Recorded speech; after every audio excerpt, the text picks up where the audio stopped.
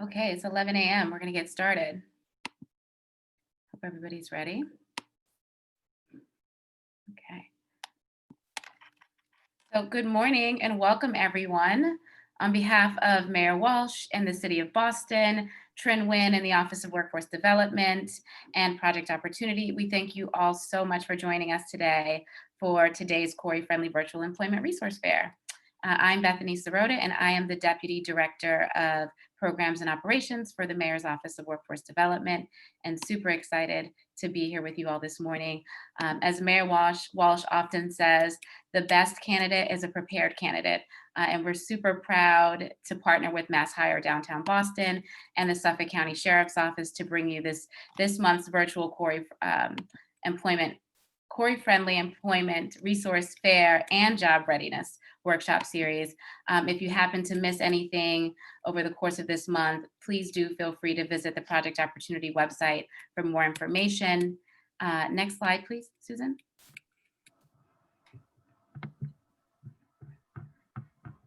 Thank you so much.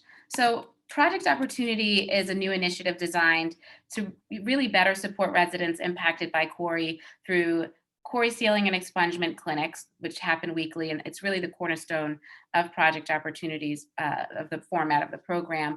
But we also convene panel discussions and virtual workshops, such as this series and the series that we hosted this month and today, in partnership with the Mayor's Office of Public Safety, the Mayor's Office of Returning Citizens, and SOAR Boston. Our goal really, on behalf of the City of Boston, is to provide sort of wraparound 360 sort of services or an approach to supporting our second chance residents and those impacted by CORI, as we really aim to break down barriers and serve to increase access to employment and job training and other vital resources.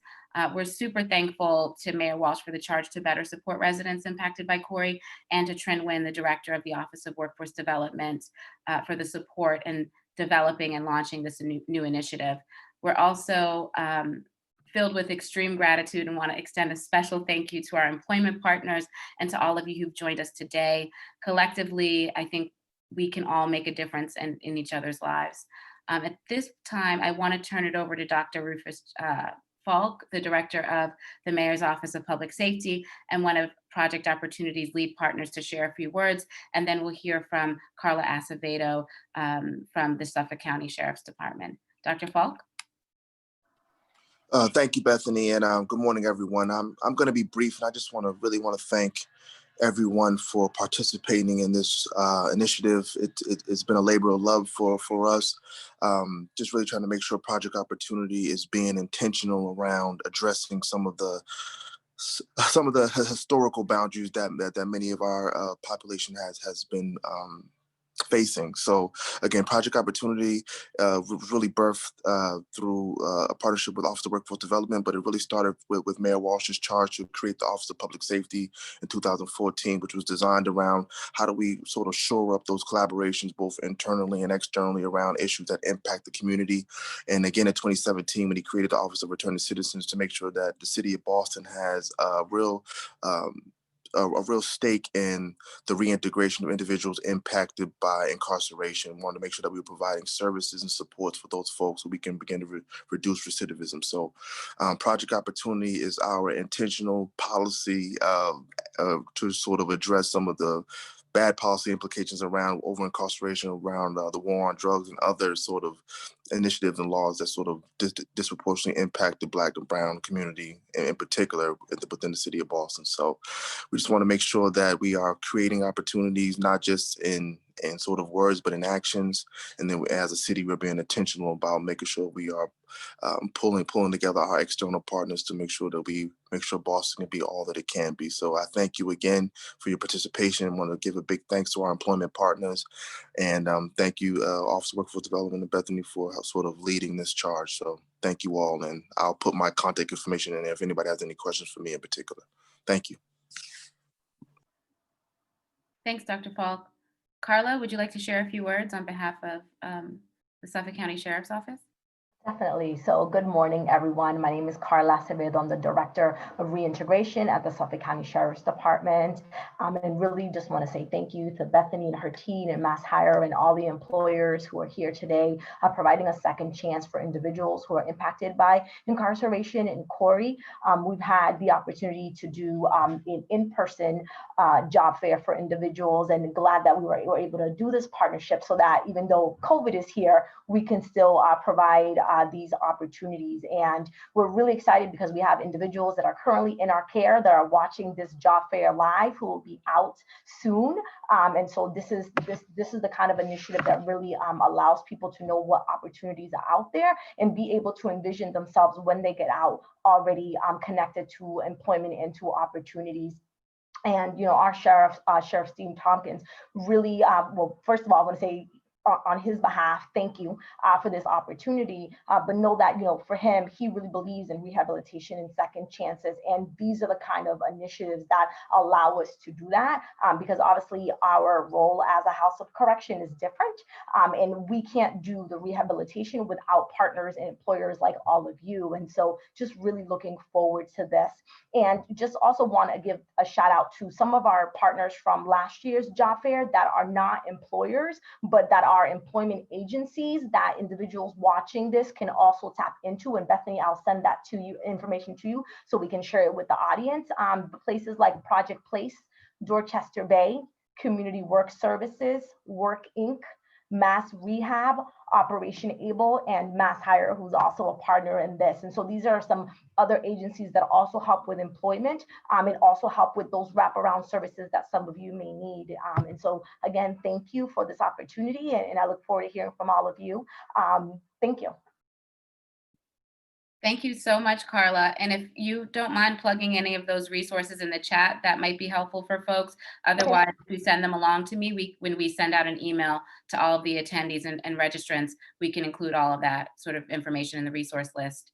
And again, thank you all for being here, to all of the employment partners and to all of you who've joined us. This is being recorded and will be available on the Project Opportunity website. Now, I'm so excited to turn this over to Susan Bucky, who will be moderating and facilitating the rest of the job fair. Dr. Falk and I will give closing remarks at the end.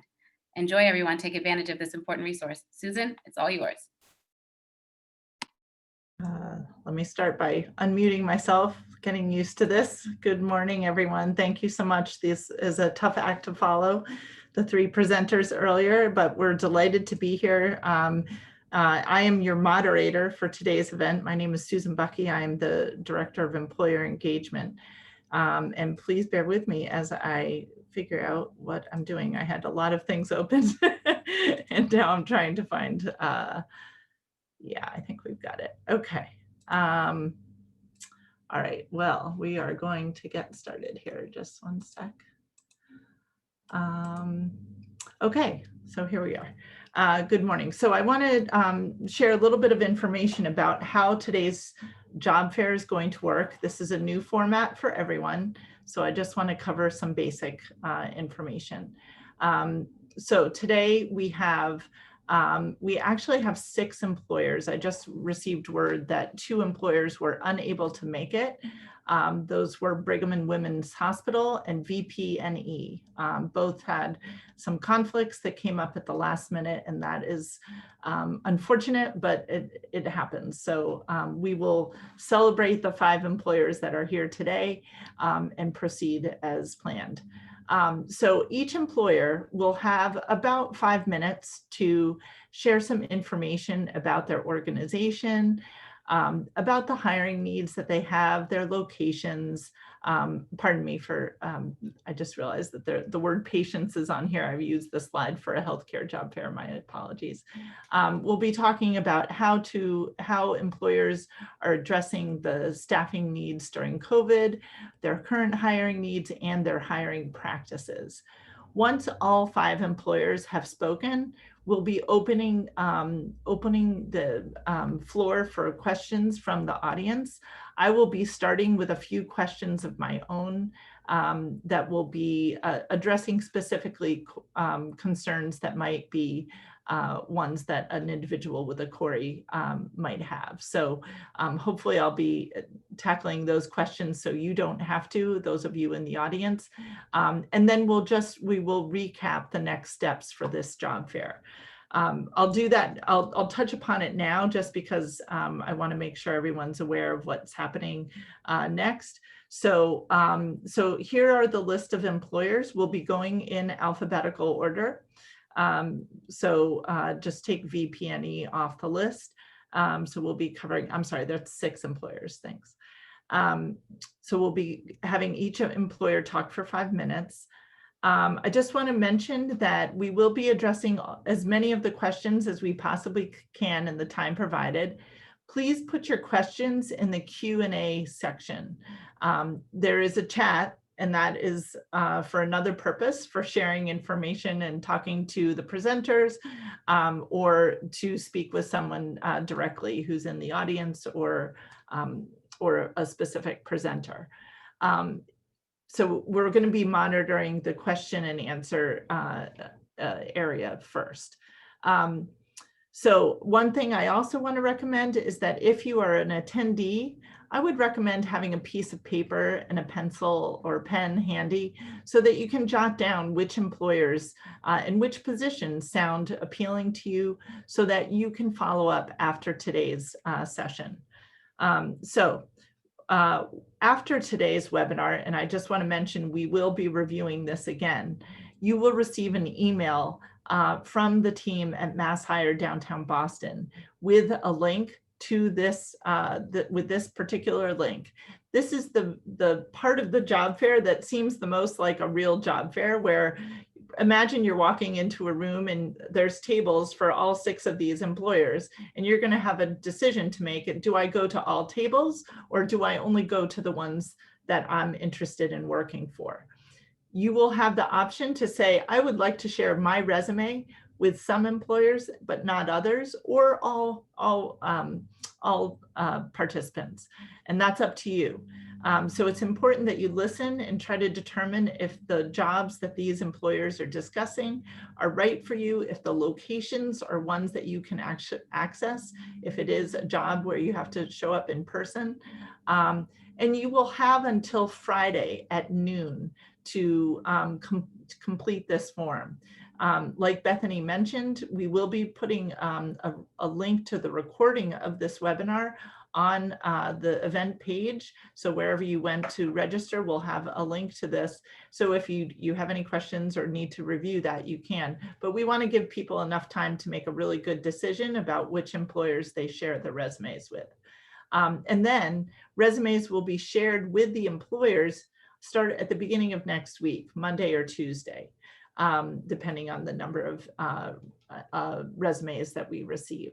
So for you as the job seeker, you want to make sure that you're checking your email and your voice messages, and that you're cleaning out your voice message inbox so that you can receive messages from the employers, because they will be following up with those of you who have the qualifications they're looking for.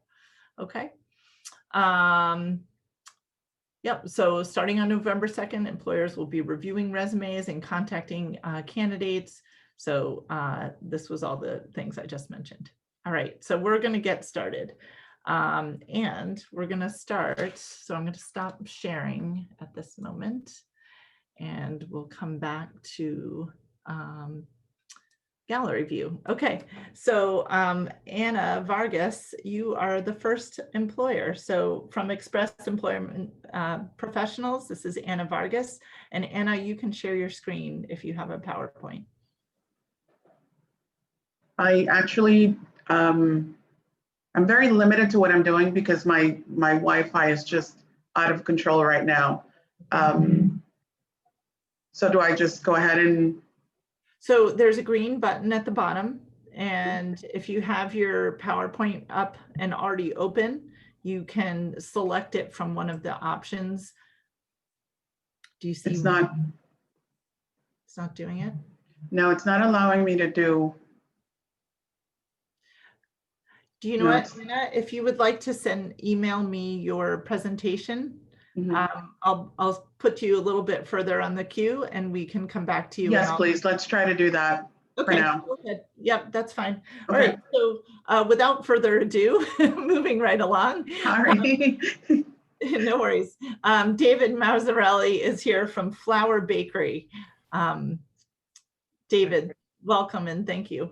Thanks. I didn't want to go first, but I'm going to go first now. It's going to be great.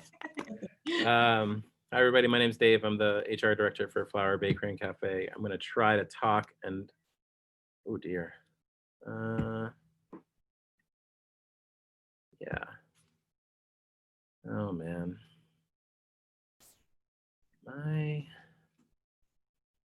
Okay, so I have to exit and re-enter because apparently my preferences got messed up. Okay. Or I can send it to you. Welcome to the virtual world. All sorts of technicalities. We will return to Anna and David momentarily. Or Susan, I could email it to you and I can just kind of riff until it gets to you, whichever is easier. I think I'd prefer to have you email it and we'll come back to you so that Sounds great. I too have computeritis when I'm on the spot, and so it'll give me a moment to get organized. Sounds good. So we'll continue down the list, and from Greater Boston Food Bank, we have Paul Guidaboni. All right, let's see if I'm successful. Yay! Did it work? Yes, yeah, and good. now you can start the slideshow. Yeah, perfect. All right. Actually, if you see, it says in the top corner display settings, if you click on that and swap, yep, it'll switch us over to, there we go. Perfect. You're all set. All right. Well, great. So thank you for having me, and welcome everyone who's on the Zoom. It's nice meeting everyone in this new format. So my name is Paul Guidaboni. I work in the human resources area at the Greater Boston Food Bank, and we are located in Boston, of course. So we are located in the Newmarket section of Boston, which is between Boston Medical and South Bay Shopping Center, to give you an idea of where we're located. We have a huge warehouse, which if you're driving in or out of the city, you can see us on the left or the right-hand side, depending on which direction that you are traveling. So we, at the Greater Boston Food Bank, and I have a couple of slides that I'll go into, help fight food insecurity in the Boston area, so in Eastern Massachusetts. So we have been busier than ever since the COVID pandemic had started. We've been in the community. You see us in different news organizations, and we have billboards around. So there's definitely a need, and perhaps some people on the call are utilizing our services to get food and fight in food insecurity. So we have full-time opportunities available in 3 areas right now. I don't know if we're fortunate or unfortunate that we have positions open in our operations warehouse area. There is where we are looking for people that have experience working in a warehouse environment, working on particular types of warehouse equipment. We look especially for things like electric pallet jack, which is very important because we want to make sure that people have some experience using the equipment in our warehouse. Also in our facilities area, which helps with our building, different areas in facilities like painting, repairing areas, HVAC, plumbing, outside snow shoveling, all sorts of things like that. We have a facilities opening, and then we have a technology position open as well. But our biggest need is in our warehouse.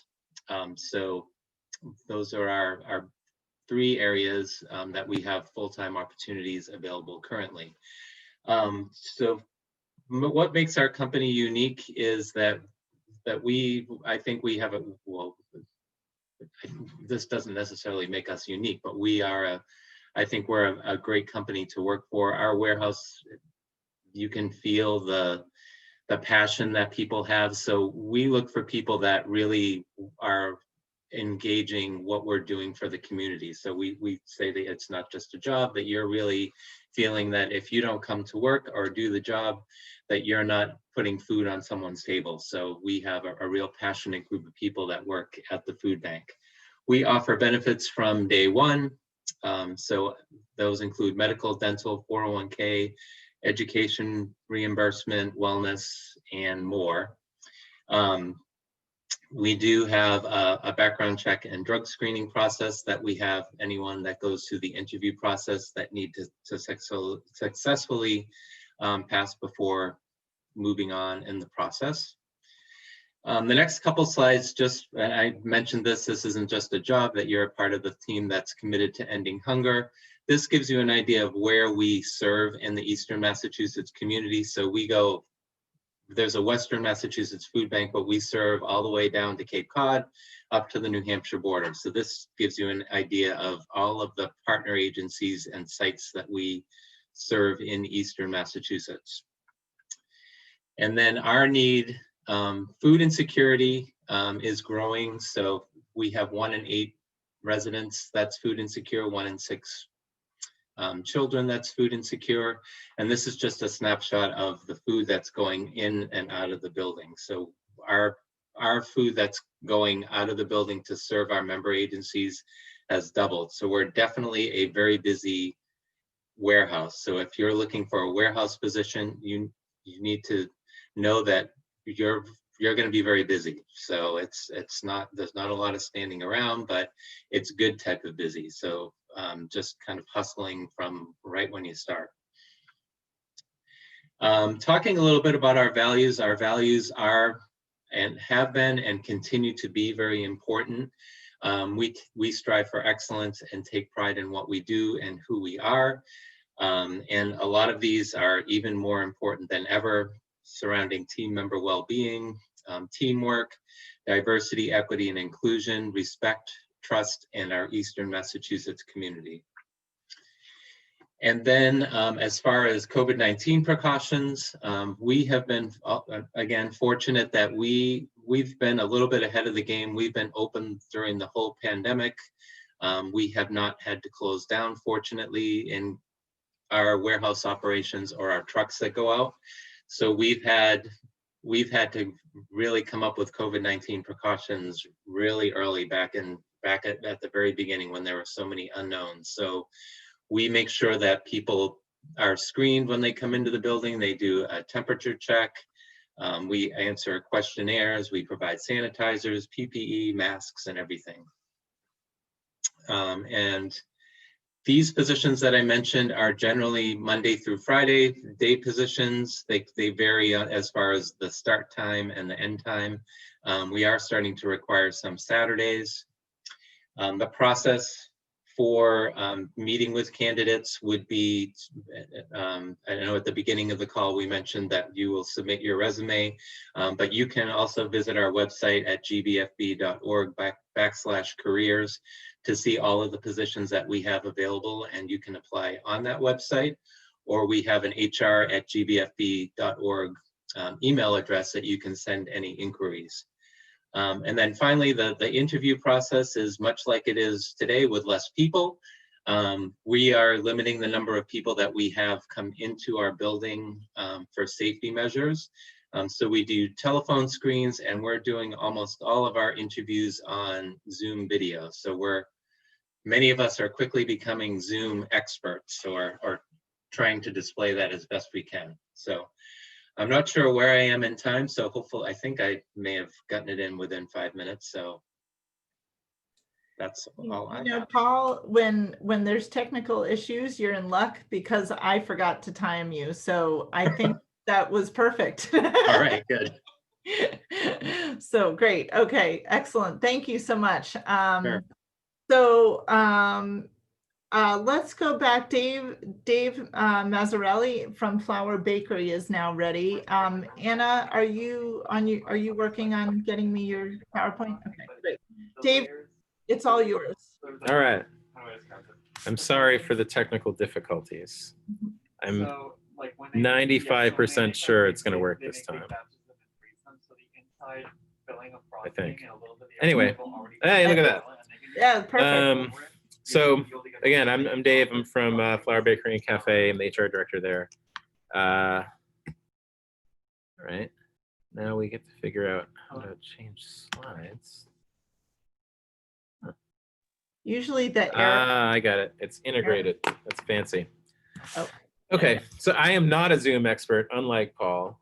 I am limited to watching them only. This is my first time presenting. So Flower is a bakery and cafe based in Boston and Cambridge. We've been around for a little over 20 years. We're actually celebrating our 20th anniversary today. So if you drop by a Flower, you get a little piece of cake, and people are wearing t-shirts and stuff. So it's founded by Joanne Chang. We've grown over the past 20 years to 9 locations. It's all in Boston and Cambridge. So in Boston, it's kind of set around Back Bay, but we also have South End and Seaport. And we just opened in kind of the West End, Beacon Hill area. And then Cambridge is kind of all the big squares. So we're Harvard Central, and then Cambridgeport, which is not a big square. And then we have a production kitchen in the Seaport. All of our locations are transit accessible. All of our locations are in the city, so we generally discourage people driving because finding parking is really hard. We don't have parking at any spots. But you know, we make a lot of sandwiches, make a lot of pastries. We deliver a lot of really great hospitality.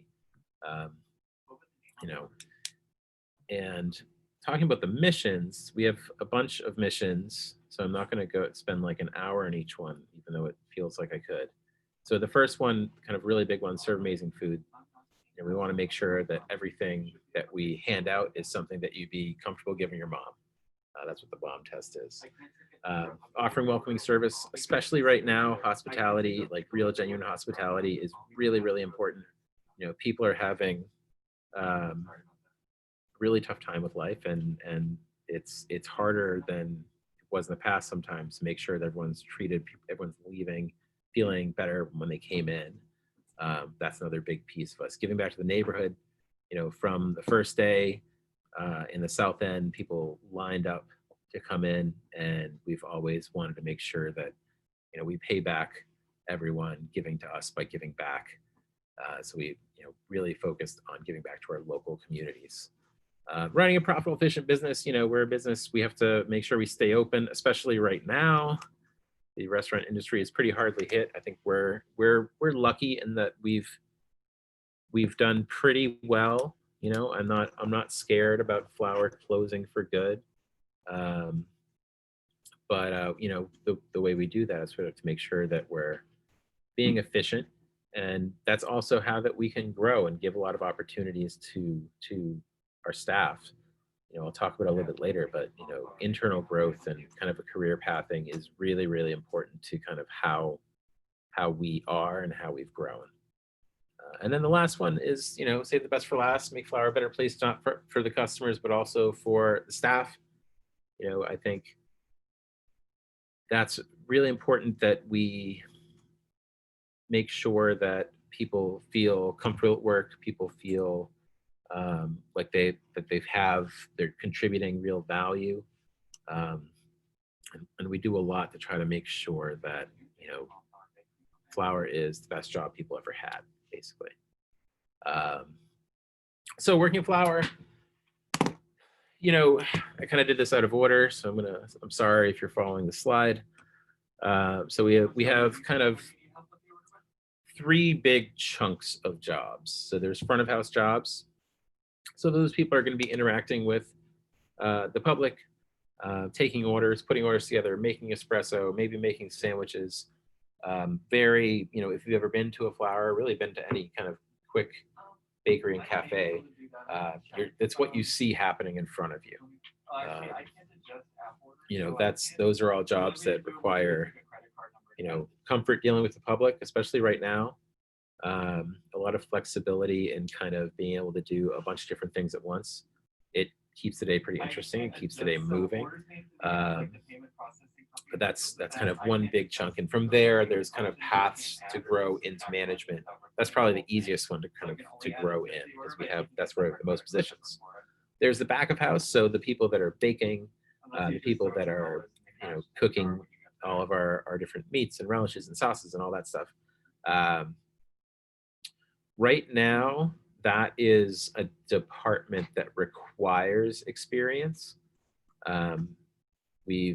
When I go into kind of what COVID's done, we've had to kind of slim back what we're doing. So it makes it even more important that the people that join the back that are actually doing the baking and cooking kind of come in with kind of a set of skills. But there's, baking, cooking, then kind of logistics and driving. So we have an internal logistics and driving team that gets everything from kind of the central location to all of our retail locations. So that's people that are literally just kind of picking stuff up at our commissary and bringing it to the locations. It also includes a catering team, which is kind of mostly shut down right now, but slowly coming back, which is taking orders that guests have made to offices or sometimes houses. The logistics team also kind of handles kind of the traditional warehouse functions of, bringing in orders, putting things away, making sure that our kind of warehouse section is kind of organized and ready. So that's kind of the big overview of jobs. As far as benefits go, we have health, dental, vision. We have different commuter benefits. Of course, paid time off. We have 401ks. You get discounts at Flower, which is great.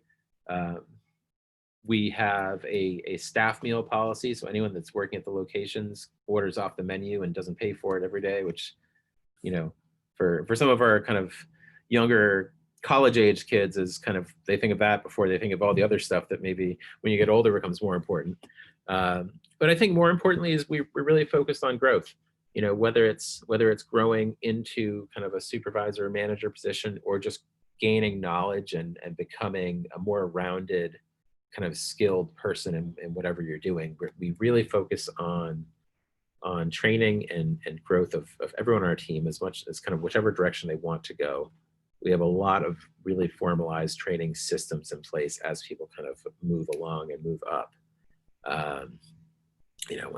Until very recently, our executive pastry chef who moved back to Wisconsin to kind of focus on family stuff, but she started at Flower as a counter staff member, so a front of house counter staff member with zero experience in anything, and kind of through a number of years eventually became our executive pastry chef.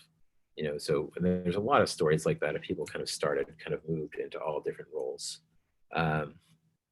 Hiring process, we are great. We are a in-person place, so everything is still in person. Application wise, you would submit it to our website if you're kind of not going through this process. COVID changes, there have been a lot of them. We don't have any indoor dining, so that increases safety. We've taken production out of the locations and moved them to our commissary to reduce our team size, making sure we're focusing on social distancing for staffs and guests. Transportation rules, you have to wear masks and face shields if you're on public transit.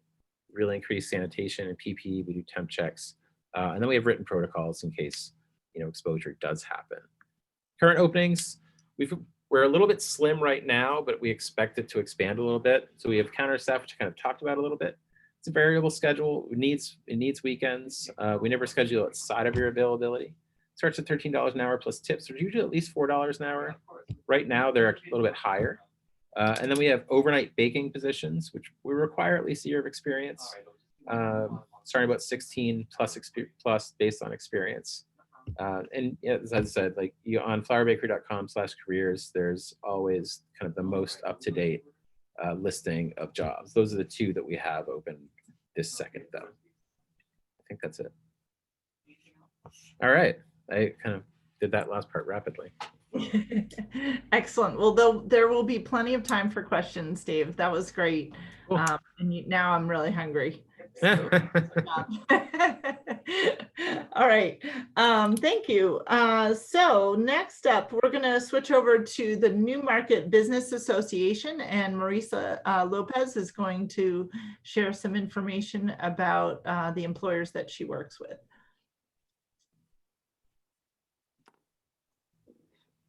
Thank you. And you're all set. So when you arrive in the Washington Street location, I can be waiting for you on the pickup shelf. Thank you so much. Thank you to Project Opportunity for inviting me here today, the Mass Hire Career Center, and thank you to all of the job seekers who are with us today for taking this big step to put yourself out there and start looking for new positions. That's an exciting place to be, thinking about what's next. So yes, I'm the director of the Newmarket Jobs Initiative, which is a program of the Newmarket Business Association in partnership with, we have a network of 70-ish employer partners and counting. Our mission as the Newmarket Jobs Initiative is to connect our network of employer partners who have great paying employment opportunities right here in the Roxbury and surrounding neighborhoods with job seekers like yourselves who are referred to us from our network of community partner organizations and partner programs, of which we have about 67-ish now. So by being here with us today, you are officially referred as job seekers, and I hope that you will explore the opportunities that we have. So what makes our jobs initiative different from searching jobs like from Indeed or LinkedIn or other job services that you could look for? So we take a really small approach. I call us like a boutique service. We're a really small program. So it's very high touch, very high support approach to job searching and job placement. Also, every job seeker has to come to us through a partner program. So you are coming, you've met me already, and you're coming to us through a program where you're supported by other people that you also know and also know me. Employers that I work with have to provide salary information and CORI-friendly status for every single job that's posted on the jobs platform that I support up front. So you always know ahead of time how much you'll be earning at a job and whether the job is CORI-friendly. You don't have to ask those questions. There's no negotiation, and you don't have to worry about having those conversations that can be difficult, awkward, and can put certain historically marginalized populations of people at a disadvantage in terms of having to negotiate salary after the fact or having to have those conversations about CORI.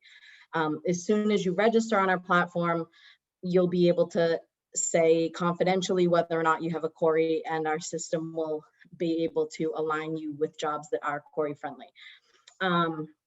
Next, employers give priority consideration to resumes submitted through our platform. So even though all of the opportunities that we show on our platform and all of our partners that share job postings with us are available to anybody, they're all publicly posted, usually in other places. People that apply through us, our employer partners guarantee that they'll at least review the resumes submitted through us, no matter how many other resumes they tend to receive, which can be a lot nowadays. Employees placed through our program get continued support and through communication with their employer, myself, the director, and the referring organization. Again, because we're small, we have great relationships. And you never have to deal with anyone else if you have questions, issues, concerned. It's always me You've all met me now, so if you were to have a question about whether it's our platform, whether it's a job, whether it's an employment situation, you always have me to reach out to. You're never going to be put on hold or sent to somebody else or not known to somebody. It's always me, the people that referred you, who you know, and you always have a personal connection. So that's who we are. I personally am not hiring for any of the jobs, but I'm connecting you to our community of other employers who hire through me. So that's what we are. That's what makes us different. And then these are some of the employer partners who I work with. Just a small example of some of the partners that I work with who have either are hiring right now for CORI-friendly opportunities or have recently been hiring for CORI-friendly opportunities. Some of them are here with us on this call today, or on this conference today, and you'll hear from them. I know that you have heard from Greater Boston Food Bank, and I didn't leave them here, and I'm sorry. I'm sorry, Paul, you're my favorite. But these are just some examples, and I'm sure you may have even heard of these businesses or seen these businesses around the Newmarket area. And then just really quickly, some tips that I wanted to share about thinking about. So now what, I really am excited about this. What can I do? And I'm sure we'll talk more about these when we share some question and answers later. But what about gaps on my resume? How do I explain time when I was away? All experience is good experience. If you have gaps, you can include things that may not be fully professional work experiences, but still include things that can be unofficial work experience. Things like yard work, landscaping, home improvement projects, auto repair, things that you've done, volunteer work. It all counts, it's all valuable, include it. If you're still working on a GED or only have a GED, that's okay, include it in education. Education doesn't just mean formal school. So don't hesitate to think about other types of education. If you're doing a program, if you're receiving job coaching skills or in a training program, or have done classes or any types of other professional development type programs, include those all. Anything that you're doing to improve yourself or learn a new skill, even if it's not formal school, include it. That's all part of you developing your skill and gaining valuable skills. And if your resume still looks like I could fit some more things to make myself look great, then put them in. A great section to add is just other skills, relevant skills, outstanding skills and qualities. What other things would make you valuable to that employer or that job site? Think about it and maybe ask some people that know you well, care about you, and are familiar with the jobs that you're applying to. So maybe it would be valuable that you're bilingual or great at fixing things with your hands or pay close attention to details. Put it on your resume. If it's going to make you look good to that employer, put it on your resume. So what do you do now with all this information? Send questions to me if you have any. You have my email there, and follow us on social media. That's where we tend to post updates about new job information or anything that we're doing with our jobs initiative. Sometimes we have free training programs or other information that some of our partners are doing. So by all means, reach out, and I look forward to seeing people's resumes, and I'll follow up and connect you with our jobs platform. Excellent. Thanks, Marisa. Thanks so much. Sure. Great. Okay, so next up, let's, Erica, are you ready? Yeah. Excellent. So good morning, everybody. Thanks so much for joining us today. I wanted to appreciate Marisa's presentation because she mentioned a lot of things in the job search and what to put on your resume that we look for. So all of that sort of non-professional experience is totally relevant and is something that we want to see. So I'm going to talk a little bit about working at Pine Street. If I can get my There we go. So Pine Street's been working to end homelessness in Boston for 50 years. We have multiple shelters, as well as case management and housing search services and workforce training services. What I'm going to focus on today are some of our shelter roles, as well as some of our operations roles, because that is where most of our openings are. We opened a temporary shelter during COVID, and that was to socially distance our guests. And then we work with adult men and women. So if you're looking for something where you're working with families or children, we might not be the organization for you. We have operations located at Harrison Avenue, Albany Street, in Jamaica Plain at the Shattuck Shelter, and at the former Best Western Roundhouse on Massachusetts Avenue. It's pretty much catty corner from Boston Medical Center. Our main campus is where our kitchen, our housekeeping, and our men's and women's shelters are, and that's in the South End. All of those sites are T accessible. There is parking at the Shattuck Shelter and the 891 Mass Ave location, but not at our main shelter, unfortunately. We've taken a lot of COVID precautions, like a lot of health and human services agencies. Number of our guests and staff had COVID at the beginning of the pandemic, but we opened additional locations. We have PPE to give to all staff so that they don't have to bring their own. We opened up additional locations. We hired additional housekeepers and cleaning contractors. And we have a very routine and reliable series of guest testing, staff temperature screenings, free testing for staff, flu clinics for staff. And then we do have sick time and hazard pay available. Currently, we are very lucky in that we have very minimal active cases compared to what's going on in the general population. So we have a lot of precautions in place to make it so that both guests and staff don't get sick. We do CORI checks. We're a state-funded agency, so we are required to take them.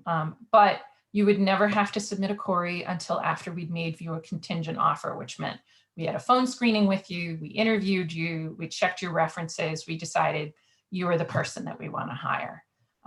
We don't get back sealed, expunged, or juvenile records, but we do see misdemeanors that are older than 5 years old and felonies over 10 years old. Some employers will see those additional records. So maybe talk to someone who's experienced with the CORI process to talk about the best way to present that information. We have 2 firm limits on CORI hires. If your case is still open, we can't hire you. Unfortunately, sometimes the district courts don't close out a case that's actually closed the way it should. If you have a current copy of your record, you can usually reach out to the district court clerk's office and ask them to close it for you. And we'll always consider somebody to reapply once the case is closed. There's a short list of more serious offenses that we can't hire for. I put the regs in this presentation, and I can email the slide deck to Susan for people's reference. For everything else, there's a review process, and I'll talk about that a little bit more, but we don't do pre-hire urinalysis. We don't have a blanket urinalysis policy for staff. If there's an accident or an incident, we might ask someone, but it's not a general, everybody has to do it kind of policy. As Marisa said, work history and gaps in employment, there are ways to talk about them. You could disclose the fact of incarceration, and that's not going to prejudice you in our interviewing process. You don't have to go into the details. If you did a regular work detail, you completed schools or training, or you learned specific skills while you were incarcerated, you could definitely list this on your resume. It helps us know that you're a curious person looking to learn new things, looking to keep busy. Our CORI review process is, we have some timelines. Please meet them or ask for a time extension. We routinely give them. You review your record, you submit a written statement, you submit any supporting letters you think will assist you. And then you meet with 2 members of the HR team to discuss the charges and how you're doing now. We might ask for another reference or additional documents, but all of these details are confidential. They don't get shared with the hiring manager. The hiring manager doesn't know what's on your CORI or anything like that. And we hire 75 to 80% of the candidates who participate in the CORI process. So if you don't have an open claim, you don't have one of those mandatory table A's that we're not allowed to hire on, then if you go through the whole process with us, 3/4 to 80% of the time, we're able to, continue with an offer for you. We have a number of direct care roles in the shelter as a shelter counselor. Those are full-time, part-time, or relief. You're working directly with the guests who are staying at the shelter with multiple staff and supervisors on shift. The pay is anywhere from 14 to 16 an hour, depending on, do you speak other languages? Are you working full-time? Are you working overnight?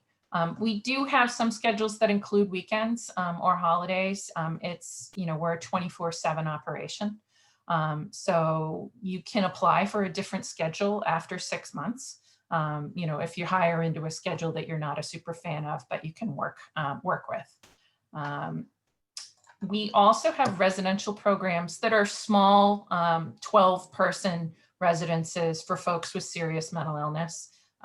It is very focused just on helping people with basic activities for daily living. We have foster dogs in the program. These are folks who would be homeless. A lot of them were deinstitutionalized when we closed our mental institution. So it's a slightly smaller scale, slightly more relaxed environment than the shelter. And again, we have 24/7 schedules. The pay would be 15 an hour or more, depending on your level of experience. And then we have overnight van if you have a clean driver's license. We work with unsheltered individuals. The pay on this is a little bit higher. Again, some weekend schedules, and then we're hiring for cooks and we're hiring for housekeeping. The cooks are a 40-hour schedule and you wouldn't work past 7 p.m. And then you're working in our large commercial kitchen, providing food for guest meals, as well as for meals at some of our supportive housing locations. And then we have housekeepers, 27.5 and 32 hours. We actually just had a 40-hour position added. Again, some weekend schedules. It meets the Boston Living Wage Ordinance for pay, includes benefits and time off. You're working in common areas, you're working in guest dormitories and guest bathrooms, you're doing trash removal, outside cleanup. You are working in a shelter environment. It is a very straightforward housekeeping role. It can involve some, unpleasantness, depending on, the particular situation. It does have that janitorial aspect to it. But it's a set, reliable schedule, paying that good Boston Living Wage Ordinance. And if you're not interested in working directly with the guests all the time, it might be a good way to get your foot in the door. All our jobs are on the career site, which is, there's a careers tab right on our webpage. You're going to select a position and click apply. You're going to upload a resume, including a phone number and an email. You might want to mention Mass Hire Downtown. We would have an initial HR call. Then you do either a web or an in-person interview with the hiring manager. That kind of depends on the department. We do a reference check. We usually check for 2 managers, but we are used to talking through other alternatives with candidates on a case-by-case basis. And only then do we make you an offer and then a CORI check. Benefits start day 1. We have part-time sick pay. We have vacation and holidays. We make an annual contribution whether or not you participate in the retirement plan. And we make all our benefits available for anybody working 24 hours or more. We have other discounts and EAP. We have public transit savings accounts, and they all take effect day 1. So you can email me or call me, and Nakia Adams is my senior recruiter, and either one of us can answer questions about open positions. We also work with Maurice's team at Newmarket. So if you want to work with her team first to get a little bit of extra resume help, or for her to, sort of help you pick through our different options, she's been a great partner as well. So good luck to everybody. Thanks so much, Erica. That was great. Lots of information. Wonderful. Well, I'm going to keep things moving just because we want to get make sure all the employers have had a chance to speak. Brooke Wages from Surge Employment Solutions, are you ready? I am. Great. You can just take over and share your screen. Anna, will you be ready next? Okay. Awesome. So I just want to make sure, I just want to make sure everyone can see my screen. There we go. Looks great. Wonderful. So thank you all so much for taking the time to listen to me and others. I know your time is very valuable. As people said before, my name is Brooke Wages, and I am actually the founder and CEO of Surge Employment Solutions. And during this time period, I'll talk a little bit about our organization and some positions that we have forecasted and that we're planning for during our January 2021 pilot. So who are we? So we are a workforce development and staffing company that works exclusively with people with queries. We provide training assistance and career coaching as well as mentorship to make sure that people are able to transition into roles that are sustainable, that are high paying, and also have upward mobility within the organization. So I'm a visual learner, and I like to think about things as visions, right? So on one side of this chasm, we have individuals who are employers and need individuals who are great, that will show up on time, that have a lot of value to bring to organizations. And on the other side, we have individuals like the people on this call who have awesome work ethic, who are ready to go, and I envision Surge as the bridge that does that. We do that in 5 steps.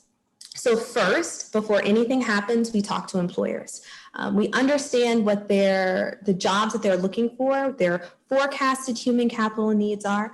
And once we have that squared away and understand what they're looking for, we go to community partners. So we've mentioned some today: Dorchester Bay Economic Development Corporation. We work with the Mayor's Office of Returning Citizens and others to let us know, to get us in touch with you guys. And let us know who would be spectacular candidates for these particular positions.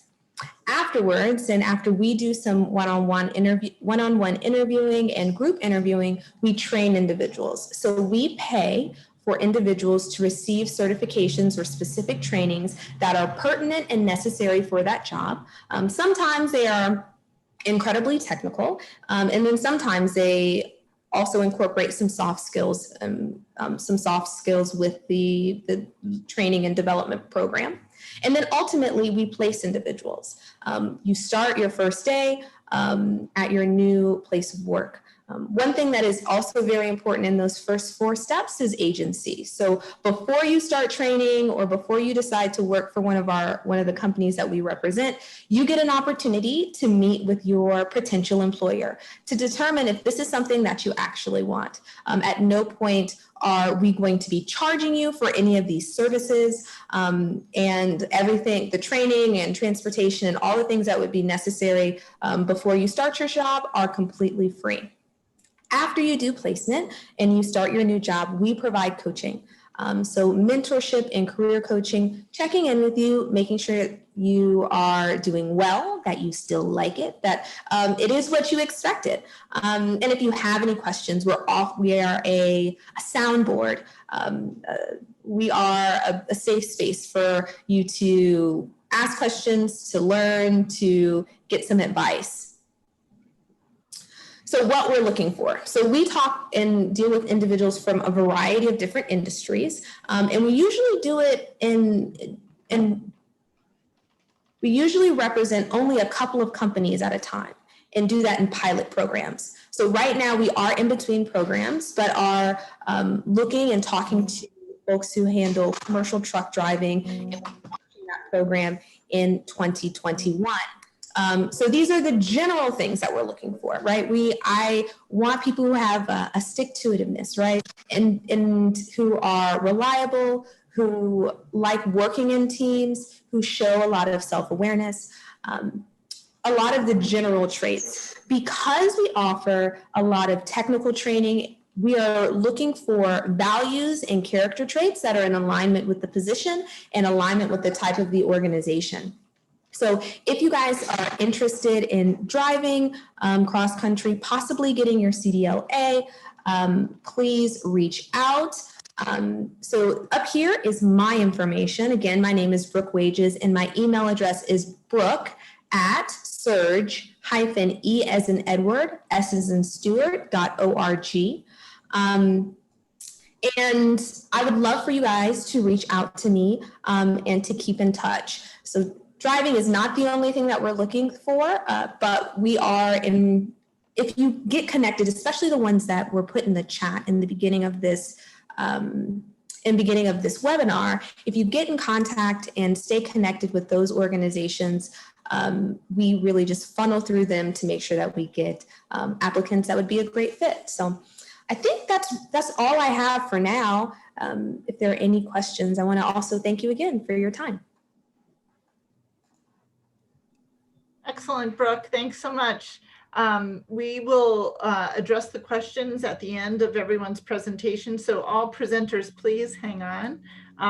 We're going to switch over to Anna Vargas.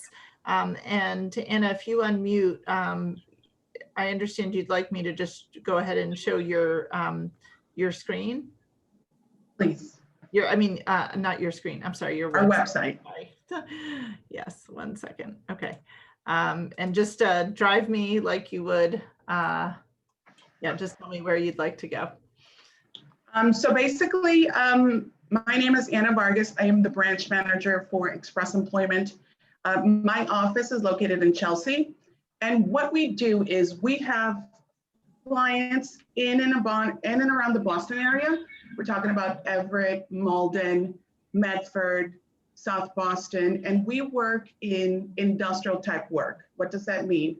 We work in food manufacturing, we work in fish processing plants, we have different type of warehouse positions, we do forklift operating, non-CDL driving, a lot of industrial positions.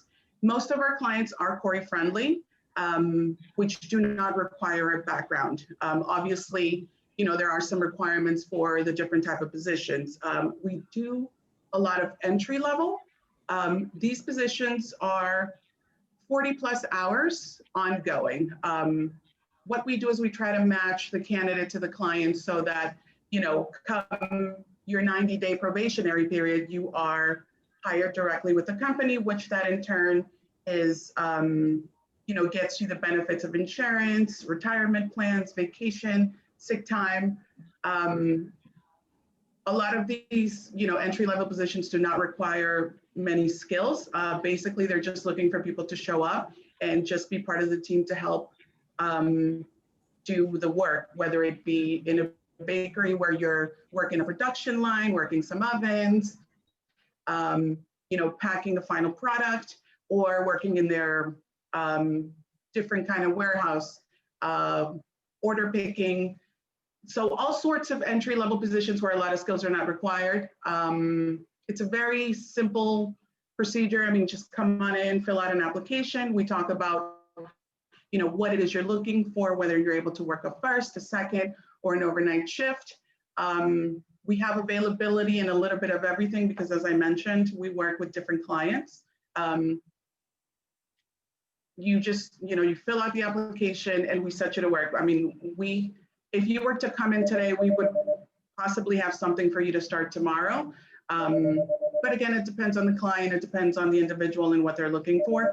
In our website, as you can see, we post all our openings. You can go ahead and just go to our website at expresspros.com and you can actually fill out an application right then and there.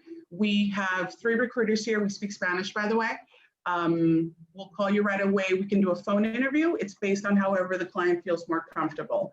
You're more than welcome to call us so we can schedule an in-person interview. Or if you call us, we can do a phone interview as well. Our onboarding process, again, is to accommodate however our associate feels more comfortable. We're able to send a lot of our onboarding paperwork via email, and all you need to do is stop by to fill out one form. It takes about 10, 15 minutes, and then you're all set to ready to go to work. Our positions, as I mentioned, they are ongoing. They are 40+ hours. And if anyone is interested, please give us a call. I mean, our information is you're able to see our information right now. We're located in Chelsea. Our phone number is there. It's a very simple process. Anna, would you like me to click on any of the other links from the homepage just to help people see what you'd like them to see? So if you scroll through the bottom and you go ahead and click on one of the jobs, it'll take you to the screen where you can actually go ahead and start a profile and go ahead and fill. I mean, it gives you all the information on what the position is, and you can just hit the apply button or the apply now. And you create a small profile which will be connected.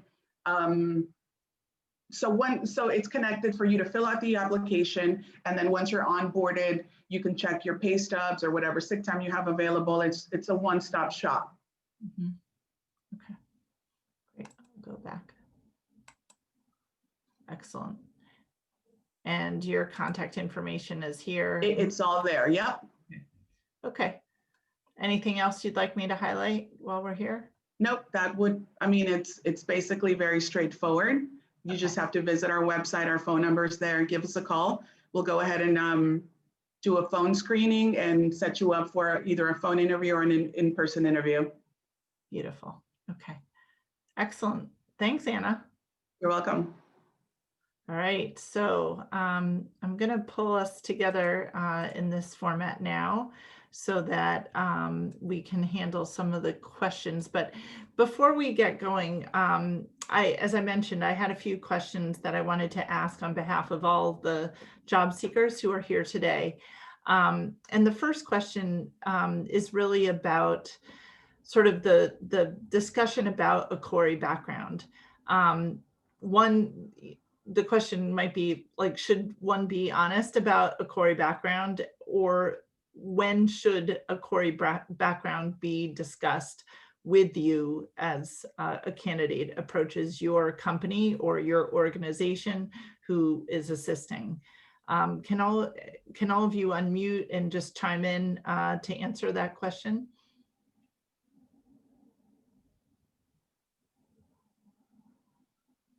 I can start. We don't require that you disclose it at any point. How you want to talk about the gaps in your resume is up to you. If you want to say, GED, during one gap of your employment, or, volunteered in such and such location, that's fine. Don't say that your CORI is clear if it's not. But, we don't require you to go into a lot of detail. Like Marisa said, you definitely want to have something in there to give us a sense of, your interests and your transferable skills, but we do hire people with gaps in it. When people do disclose, what I usually say is, I appreciate you sharing that. You don't need to go into details. We wouldn't look into any of that until after you're past the interviewing process. And then I don't share that information with the hiring managers. It's something I might make a note of to the side, but it's not going to go in my notes to the hiring managers when I say, Susan and I talked and, we had a really good conversation. I'm not going to say, and by the way, she, mentioned she had prior incarceration. So, it would be confidential at the hiring team level. So. Okay. Would anyone else like to chime in?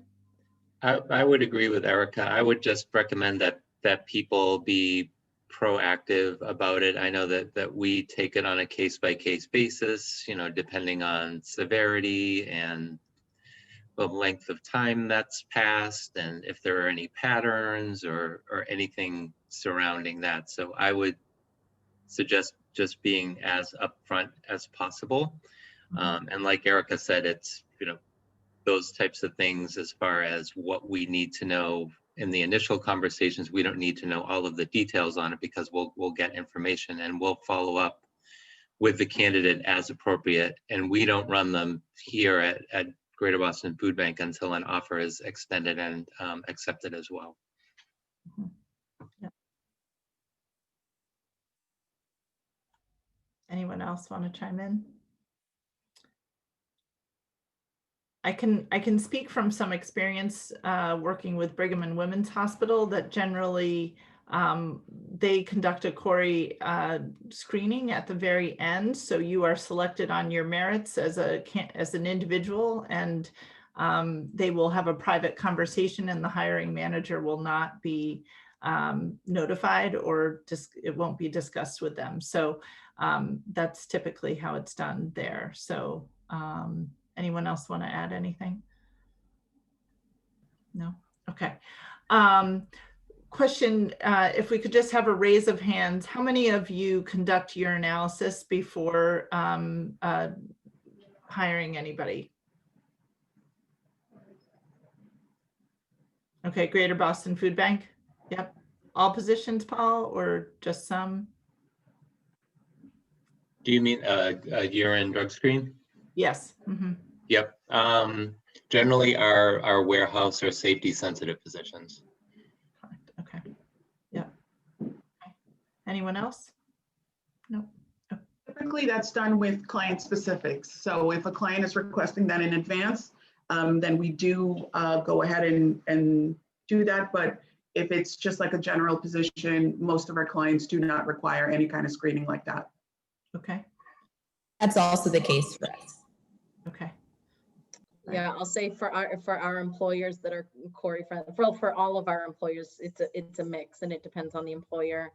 I would say it's more employer by employer rather than role by role.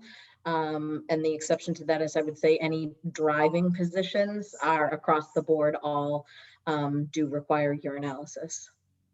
Okay, thank you. All right, another question is, what level of background check do you typically run on candidates? Some of you did mention it. So for example, what can and can't you see as an employer when you run a CORI check?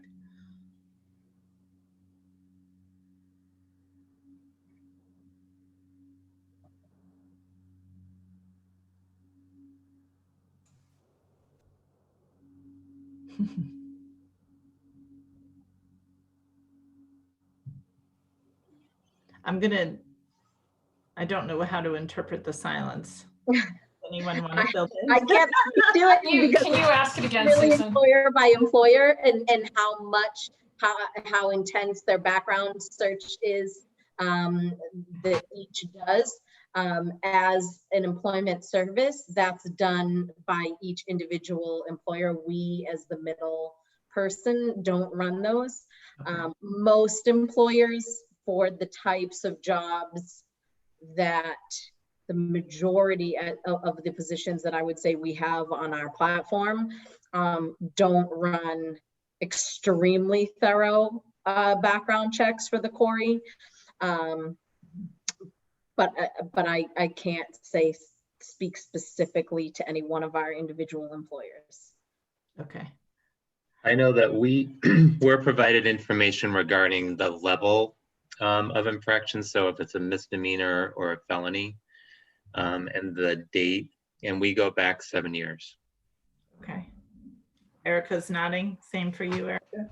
Ours goes back indefinitely, but we don't see expunged, juvenile, or sealed. So we can go back a great distance in time, but we don't see underage, we don't see sealed, and we don't see expunged. Our CORI process can take anywhere from a week to a couple of weeks, depending on whether or not you need a timeline extension or how serious the matters are on your record. If it's a relatively serious set of felonies, you'd actually be meeting with the VP of HR and the person who manages our process. But otherwise, you'd be meeting with me and the person who manages our process. And the two of us are relatively open in our calendars. And so, it can take a little bit of time to wrap up the process, depending on what we have to submit to the executive office. But we try and move it along and be transparent in the process and, what's involved at what steps. Great, thank you, Erica.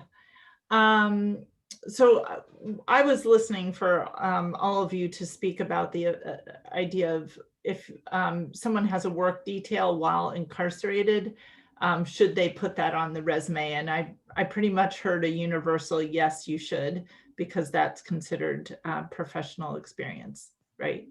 Okay. Any thoughts on the best way to explain gaps due to incarceration?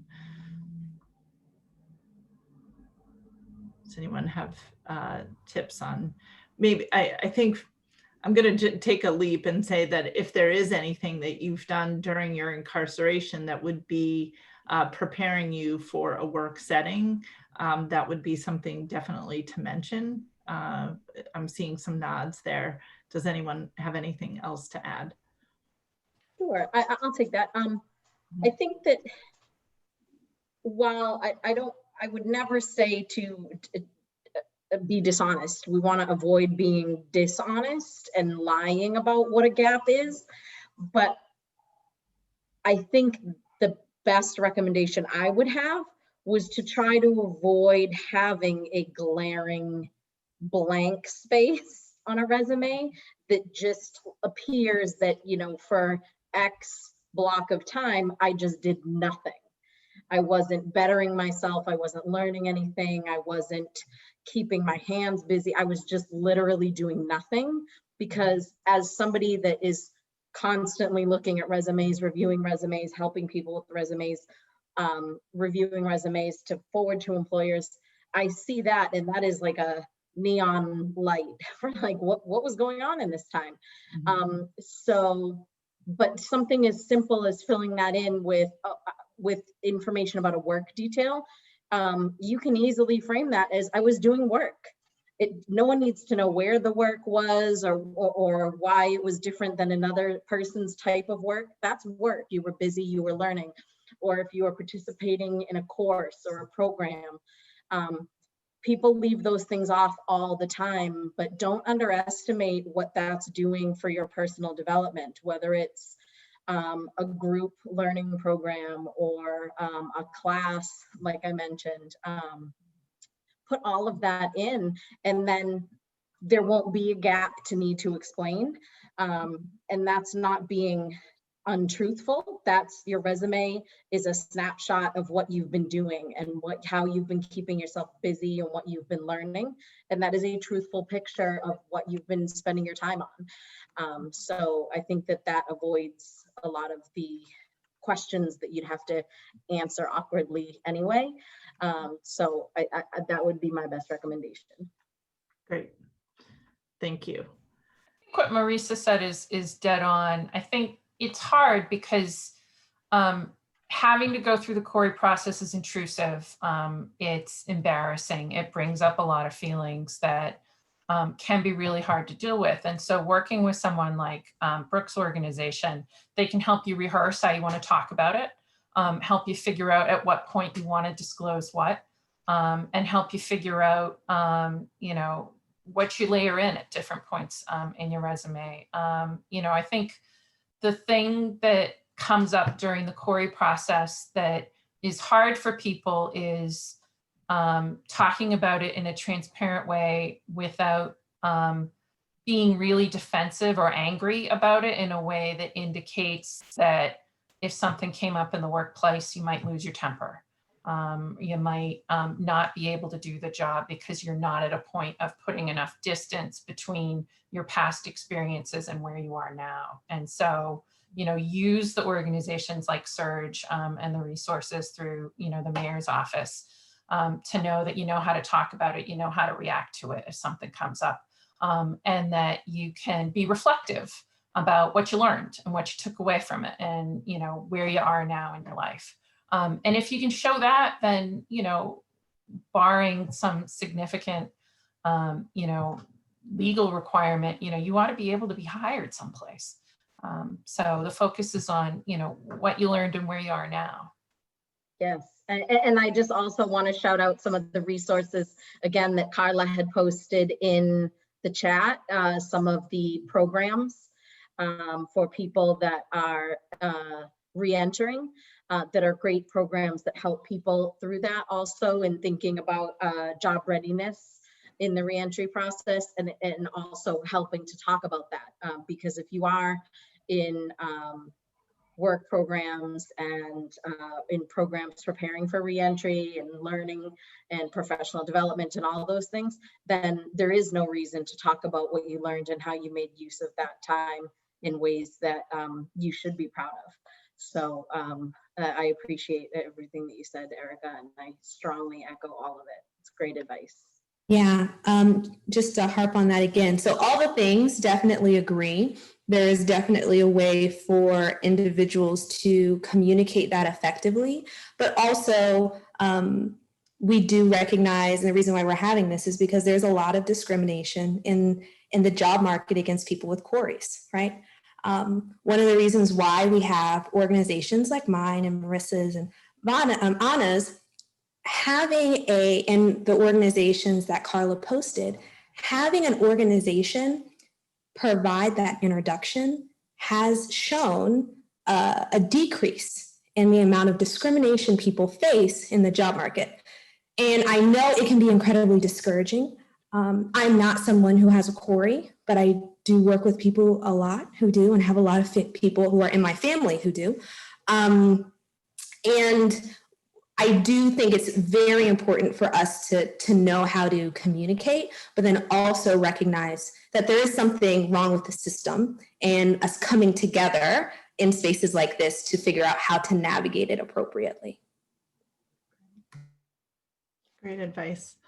Thank you all. Would you all be so kind as to put the website for your organization where you'd like people to go? So usually I ask this question around this time. Would you prefer, so you're, as I'm speaking to employers right now, you're all going to receive a list of who participated today, but also you will be receiving resumes from the individuals who shared them through the resume submission form after today's event. But how many of you would like to have candidates go online and apply directly to your website or service, or your website, your jobs? How many would like people to go directly there first? Okay, so Pine Street Inn, Greater Boston Food Bank. Dave, are you okay with just receiving an email? Yes. Okay. All right, Anna. We're really open to however the person feels more comfortable. They're more than welcome to give us a call. You know, if they have additional questions, they can go to our website, or I mean, even if they want to send their resume directly to me. It's however the person feels more comfortable doing it. Okay. And I'm seeing a few people raising a question about the fact that they don't have a resume prepared and are unsure about how to move forward in this process when they need some support. And I can just say I work at Mass Hire downtown Boston, which is a career center that is more than happy to help you with that. And I'll share some resources afterwards. But, and I know, Marissa, it sounded like you were also in that space of being able to assist someone with a resume. How's everyone else feel about someone approaching you for a job without a resume?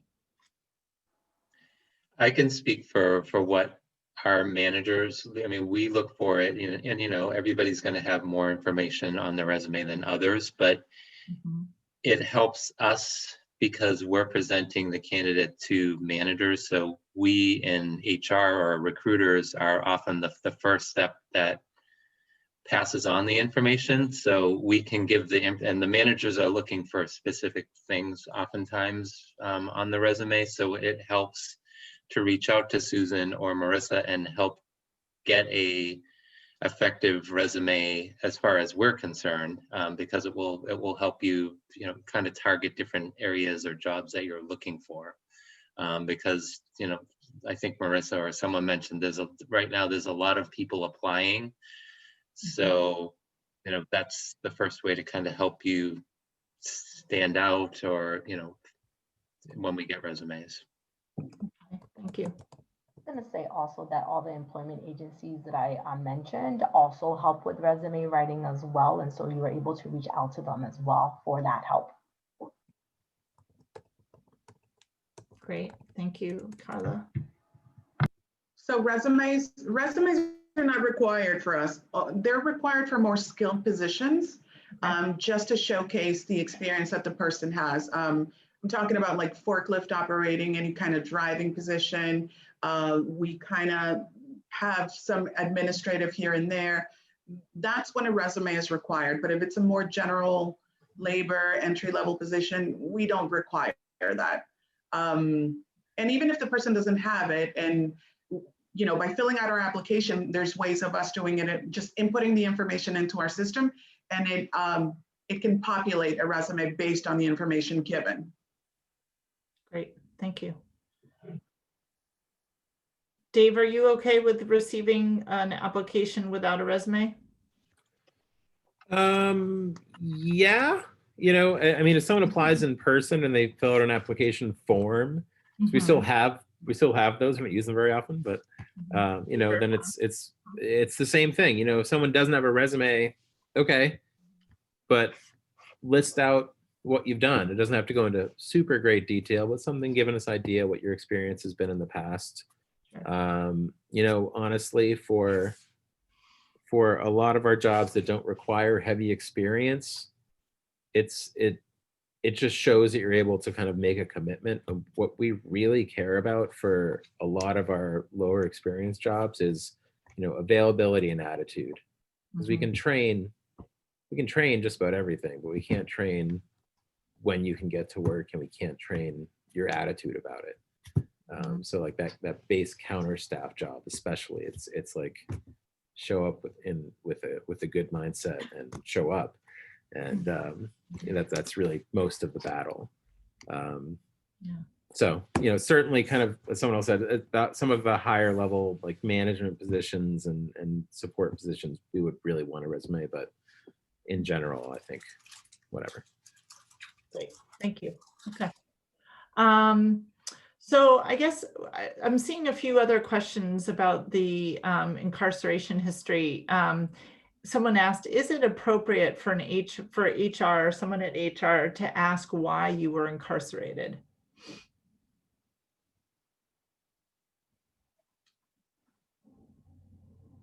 And I guess maybe Carla, is this in your wheelhouse?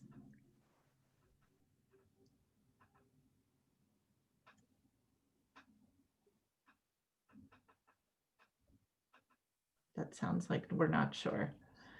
I think most times it's going to come up on a CORI. So part of our interview, I think we can hear you now, Carla. Go ahead.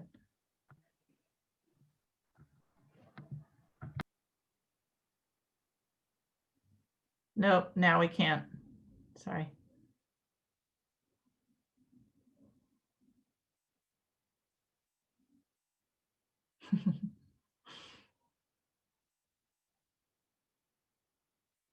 You had it a second ago. Yeah. While we're waiting for Carla, I just want to jump in and say Project Opportunity offers free legal counseling through the Lawyers Clearinghouse for CORI sealing and expungement. But also, if you have a question like the one that was just posed, the attorneys there will be able to help point you in the right direction. So if you feel like you've been discriminated against in the employment process or the hiring process, either in the application, in the questioning of the, you know, in violation of the ban the box law, for example, the Lawyers Clearinghouse will be able to point you in the right direction, either the Attorney General's office or the Massachusetts Commission Against Discrimination. But I highly encourage those with these sorts of questions that are sort of very legal, I think, in many ways, to confer with an attorney through Project Opportunities CORI sealing and expungement program. And you can go to our website and register for free legal consultation and ask questions there. You can also send me an email and I can point you in the right direction. One of our trainers is Crispin Birnbaum, and she actually is an Access to Justice Fellow and a staunch CORI reform advocate. and a skilled attorney, and she partners with us, and she's always happy to answer these sorts of questions. So we're happy to be a resource and put you in that direction if necessary. Great. Are you able to unmute, Carla? No. Yeah, we can't hear you. Yeah. Okay. All right, I'm gonna sort of scan the questions that are coming in. Some people are asking about what types of positions do each of you have, and I want to encourage people to utilize the websites that the speakers have put in the chat box, because those links will direct you to their employment opportunities. For us to go into that and to sort of all list what we know our open jobs are now is not, I don't think that's a great use of our time. We do want to address all of the questions about what your next steps are. Someone asked specifically, how difficult is it for someone who's a level 1 sex offender to pass a CORI and get a job? Can anyone speak to that? I can't speak to that specifically. What I can say is that the organization that Bethany was just talking about is a really good first resource to look at when you're dealing with a more serious felony, because they can really walk you through what kinds of organizations do what levels of CORI reviews, so that you're really focusing your time on places that have a more open versus a more closed process. You know, people will sort of sometimes ask me up front, like, I have this, can I get hired? And I can't answer that.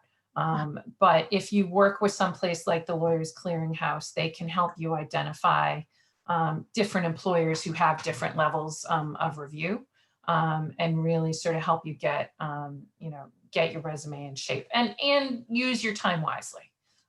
You know, Brooke's organization may do that as well, but you know, I think know what's on your record, know what you can seal, know what you can expunge, and then figure out how you want to talk about it. Okay.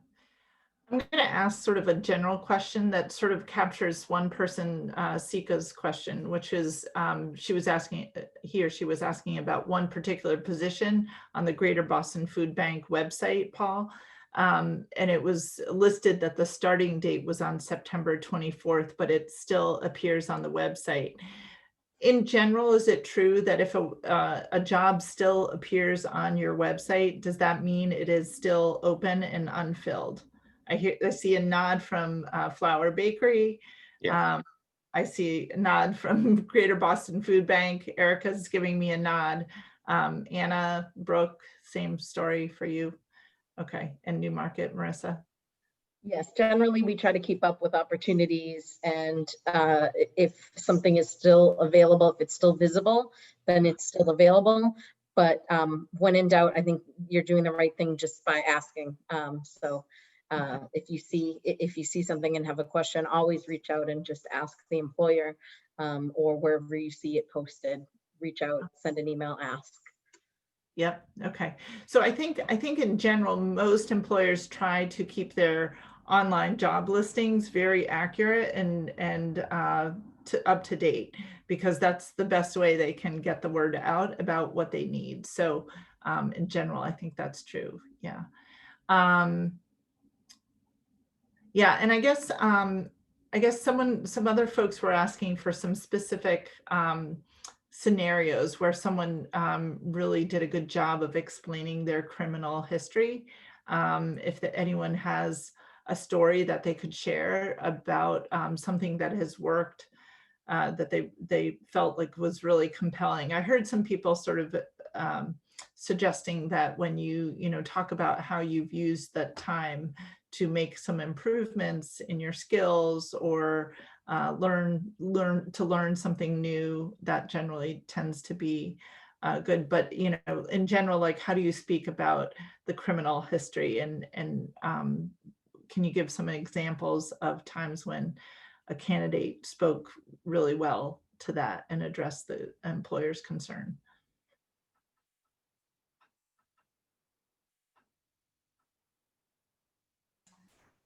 I can talk a little bit about a hire we made last year. We hired someone who was a cook, and they listed their work detail from MCI Concord on there, and they had also achieved not only their GED, but Roxbury Community College. I think it was RCC, but they had achieved a community college associates as well. And so those were listed, and then the training program was listed, and then he just detailed it out as a job. And so his other work history was also on the resume, and, you know, we talked about all of it, but, you know, that candidate was just upfront that they, you know, were incarcerated and that they learned how to cook and do X, Y, and Z. And we just talked about the work experience in the kitchen without going into any detail about the crime itself. We went through the CORI process and were able to bring that person aboard. So. Great. And just for feedback or advice on how to craft that story specific for a position, if you have an interview, I like to go to the posting, and usually they have like some skills, right? Some skills they go. I try and think about all the things you've possibly done and how is it an example, and making before the interview, while you're doing interview prep, saying practicing, oh, I know they want me to be able to be on time. So have I been able to show time management skills in this during this detail? Or, oh, I know that I might need to be working on teams. How can I tie in that teamwork? So yes, they'll say you might talk about being incarcerated or having a CORI, but when you're talking about those details, you can say, I did this, that shows this particular skill. I did this, that shows this, and you can like use the words that are straight out of the website and out of the job description and say, and closing it with, and that is why I feel like I am would be a fantastic employee at your organization. So those are usually things I pick like 4 and I write them down before I get in, so I don't ever forget them, and then come up with an example and then close it. And that's why you should hire me. Mm-hmm. Sounds like some interview preparation is really important, and to practice talking about it. Yep, I think that's great advice. I want to be mindful of everyone's time. We're at 12:37, and I really want to thank all of the employers. I just want to switch gears for 1 second and just talk about what our next steps are for those of you who are participating and attending today's session. So please bear with me. I'm going to just review. Oh my goodness, there's so many windows up here. So just a reminder, you all today will be receiving an email with a link to this link that will be the place where you submit a resume. If you don't have a resume, I think your best bet is to contact the employers directly or to seek out Marissa Lopez at Newmarket Business Association or Mass Hire Downtown Boston to assist you with that. If you do have a resume, it's always helpful if you name it with your first and last name and the word resume, so that it's easy for an employer to find when they accept your document and have to search for you. You have until Friday at noon to submit your resume. And like I said, my team will be sorting the resumes and sharing your resume only with the employers you've requested that we share the resume with. And so employers will be receiving those resumes by Monday or Tuesday, depending on how many we receive. Sorry, I want to, I guess I'm not, okay. So employers will receive resumes on Monday or Tuesday. They'll be reaching out if they would like to engage with you. I also recommend applying online. It's just a good practice. And you'll probably need to be in their online application system anyhow. Also, I highly recommend, if you're like me and you tend to not delete voicemails in your phone, you should do that. There's nothing more frustrating than being called and the recruiter can't even leave a message for you. I hear that a lot. I also want to just mention that Mass Hire Downtown Boston is a career center, and our services are free and open to everyone. So in addition to workshops to help you prepare for the job search, we have one-on-one coaching sessions. We have something called the Talent Match Portal, which is a service that can basically cultivate customized job leads that are specifically for you and your interests, and send them directly to your email box with instructions on how to respond to them. And then we host multiple recruitments and information sessions and job fairs throughout, every week we could have a handful. So this happens to be a week where we have many, but we encourage you to join us. We will be reaching out to everyone who participated today to invite you to become a member and to do whatever it takes to coach you through that process. So please respond and help us make you a member. It is free. So with that, I'm going to stop sharing and I'm going to pass it off to Bethany so that she can close things up today. Awesome. Thank you so much, Susan, for moderating. You did a fantastic job. And to all of our employment partners, we're incredibly, clapping hands for all of you. We're incredibly thankful here at the city for your partnership and for your dedication, especially to some of our most vulnerable residents, including folks impacted by CORI and other barriers. So thank you so much for your service. Thanks for your participation. Really lifting up all of those resources that are available to folks through Mass Hire, through Newmarket, through Surge, through all the employment partners. I highly encourage folks to take advantage of the resources. If I see folks saying that they didn't write a resume, or they might need additional supports around interviewing. Certainly, we have through the course of this month hosted a number of sessions on those exact topics. So reach out to us, check out the Project Opportunity website for more information about that. If you are, very much eager to seal or expunge your CORI, or at least explore the opportunity, or what your options are, or eligibility, please do register for our CORI sealing and expungement program. Special thanks to the Project Opportunity partners. A few of them are on the call. Shout out to Kevin Sibley of the Office of Returning Citizens, Dave O. Jefferson of SOAR Boston, Dr. Rufus Falk of the Office of Public Safety. We're incredibly thankful for your partnership and collaboration. I just also want to mention that I know that so many places are closed down, but if you do have issues around technology access, our BCYF centers across the city, I think there are at least 32 in various neighborhoods, are open.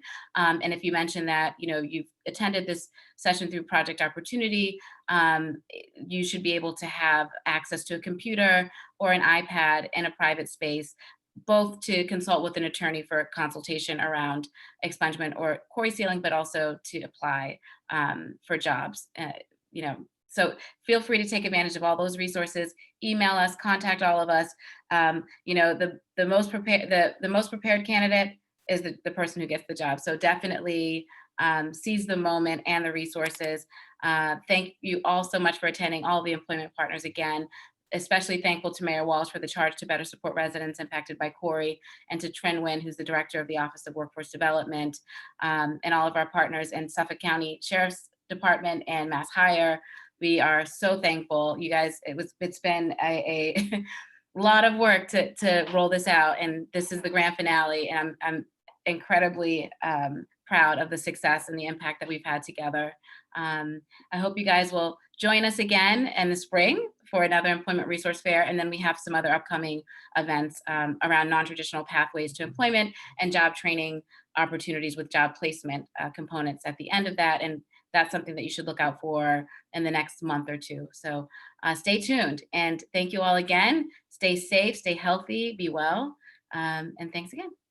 Enjoy, everyone. Take care. Bye. Great job, everyone.